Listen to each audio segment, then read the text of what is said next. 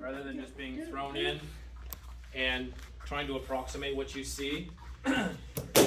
Because even though after thousands and thousands of repetitions, people do eventually develop nice kicks no matter what, we can shorten the time that it takes you to develop nice kicks if we give you the blueprint, the mechanical framework for the ideal kick at the beginning, and then you emulate that. You'll have much sooner results than you would with just the sink or swim method. So let me outline for you the ideal lead leg roundhouse kick that we use, which it's a way of generating power. Maybe this way. It's a way of generating power without a telegraph. So in most martial arts, and actually just common sense would tell you that if you want to get a hard kick, especially with the left leg, you need to switch legs first and then kick from the back. And that gives your kick more power because it has more time and room to accelerate. Plus the rotation of your body adds to the force. And it's the only really good way to make a really powerful kick, unless you do what I'm going to tell you to do, which is to break down the mechanics in a very specific way. So first of all, you see this motion that I'm making? This is a torquing of my waist. It's like I'm doing like the twist dance.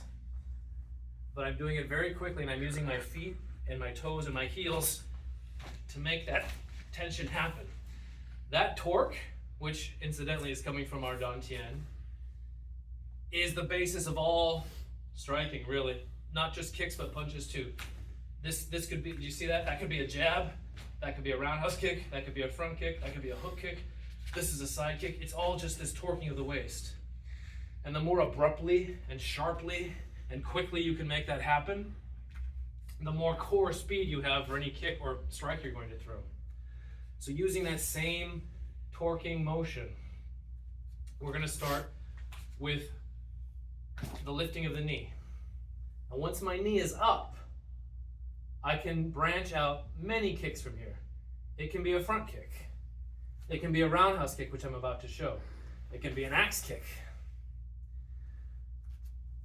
Assuming it's the roundhouse kick, I want my knee, once it's raised to the height that I want it to be, I want to think of the patella as having a laser, and the laser is shining where I want to hit.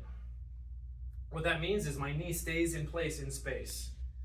If from my body we have the X coordinate and then the Y coordinate plane, those two graphs of where my knee is, the X and Y, stays there the whole time. And since I'm rotating on that point, it's like a fulcrum. So my foot is going to flare this way, and my body's going to move this way.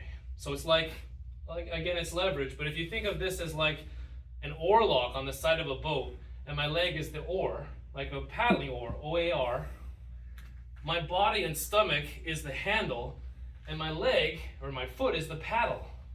And my knee is the fulcrum in the boat, the oar lock that the oar sits in. So everything rotates on this point. When I move my body and stomach, the leg goes. So if I turn on that point,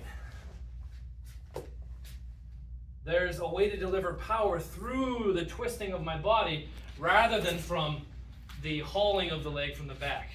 At any rate, this gets us to have a very fast and handy, practical, fluid attack that doesn't telegraph, because I can be completely neutral and I can use it the same way we use a left-hand jab.